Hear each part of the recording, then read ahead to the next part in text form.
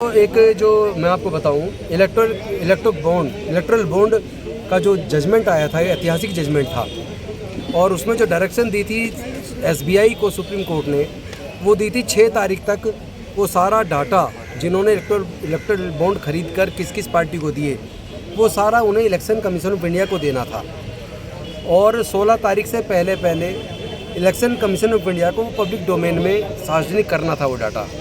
लेकिन दुख की बात है कि जिसकी लाखों ब्रांच हैं, करोड़ों मात्रा में जिसके अकाउंट होल्डर हैं और कंप्यूटर की तरह सारी उनकी ब्रांचेस, हर चीज़ कंप्यूटर क्लिक दबाते पूरा डाटा पूरे इंडिया का आ जाता है और वो केवल 22,000 कुछ बॉन्ड का डाटा नहीं दे रहे, कह रहे कि इसके लिए हमें टाइम चाहिए 30 जून तक। इसका मतलब ये है कि बीजेपी के कंट्रोल में एसबीआई के एमडी या चेयरमैन और डायरेक्टर्स उनके कंट्रोल में, और ताकि उसका डाटा सार्वजनिक ना हो जाए, क्योंकि उससे ये खुलासा हो जाएगा कि ये जो 90% के करीब चंदा किन लोगों ने भारतीय जनता पार्टी को दिया और भारतीय जनता पार्टी की सरकार ने लाखों करोड़ के सरकारी ठेके किन लोगों को दिए। कहीं ऐसा तो नहीं है कि इलेक्ट्रल बॉन्ड के बदले में, चंदे के बदले में उनको ठेके दिए हो, उनको लाभ पहुंचाया हो। तो ये सार्वजनिक ना हो जाए, सार्वजनिक ना हो, पब्लिक डोमेन में ना आ जाए, इसी वजह से कहीं ना कहीं केंद्र सरकार के दबाव में एसबीआई ने डाटा नहीं दिया, टाइम मांग लिया। लेकिन एडीआर जो एसोसिएशन ऑफ डेमोक्रेटिक रिफॉर्म्स जो संस्था है, उसमें प्रशांत भूषण जी के माध्यम से जो पिटीशन डली, तो उसमें कंटेम्प्ट की भी पिटीशन और दूसरी भी उसमें लगी, वो सारा 11 तारीख के लिए लग गया।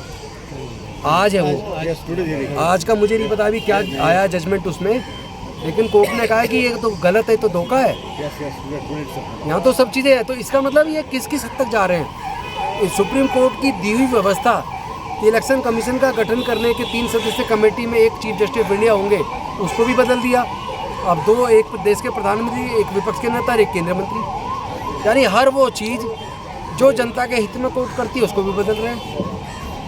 तो अब देखो, चुनाव सर पे है और इस चुनाव के टाइम पर जिस तरह की चीज़ें हो रही है, जैसे अरुण गोयल जी जो इलेक्शन कमिश्नर थे, उन्होंने रिजाइन कर दिया परसों। तो ये सारी चीज़ें मिलके कहीं ना कहीं सामूहिक रूप से एक चीज़ साफ संदेश दे रही है, ईवीएम एक धोखा है, ईवीएम से लोगों की वोट की चोरी होती है।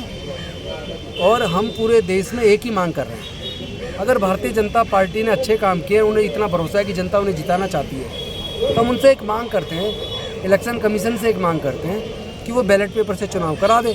जनता जिसको जिताना चाहे उसको जिता ले, कोई दिक्कत नहीं है। 2024 का आपको ऐसा लगता है कि आने वाले चुनाव में भारतीय जनता पार्टी धांधली करेगी? तो जिस प्रकार से अभी ये एटमॉस्फेयर बिल्कुल लगता है। जब उन्होंने मेयर का चुनाव में चंडीगढ़ के अंदर और 20 में से 8 वोट को इनवैलिड कर दिया, हाथ से काट के, उनके प्रिजाइडिंग ऑफिसर ने, जो भाजपा से जुड़ा एक नेता है, भाजपा से जुड़े नेता को प्रिजाइडिंग ऑफिसर क्यों बनवाया? कोई इंडिपेंडेंट आदमी बनना चाहिए सब कुछ। और फिर 20 में से 8 वोट इनवैलिड करके पेन चला के और 20 के मुकाबले 16 वोट वाली बीजेपी का मेयर बना दिया। वो तो भला हो, सीसीटीवी कैमरे में सब कुछ कहता और सुप्रीम कोर्ट ने उसको पकड़ ली चोरी को। तो फिर तो ऐसी कौन सी संभावना नहीं है जो ये नहीं कर सकते? इंडिया अलायंस इसमें अपनी भूमिका क्यों नहीं लेके अभी सामने आ रहा है? क्योंकि इंडिया अलायंस तो ला तो रहा है, बोल तो रहा है, लेकिन जब देश का जो मुख्य, जिसको लोग मुख्य मीडिया कहते हैं, वो मुख्य मीडिया के मालिक वो औद्योगिक घराने जो इलेक्ट्रल बॉन्ड से सारा चंदा बीजेपी को दे रहे हैं, जो सारे लाखों करोड़ के ठेके ले रहे हैं सरकार से, उन्होंने सारे अपने चैनलों को बीजेपी की प्रचार करने में लगा रखा है, उनकी ब्रांडिंग करने में लगा रखा है। सत्ता पक्ष से सवाल किया करता था पहले पत्रकार, एंकर, आज वो सारा केंद्र सरकार से सवाल ही नहीं कर रहा, वो तो विपक्ष से सवाल कर रहा है। 2024 का जो 2024 तो केंद्र की ये बताइए ना, विपक्ष की आवाज जाएगी कहाँ पब्लिक तक, जब सारा मेन स्ट्रीम मीडिया पूरा ही गुलामी कर रहा है, जब भाजपा की वो जनता के मुद्दे ही नहीं उठा रहा, हिंदू मुस्लिम करवा रहा है, दंगे कर भड़का रहा है। अभी आपको पता है 4-5 उनके चैनल के ऊपर पेनल्टी भी लगाई है,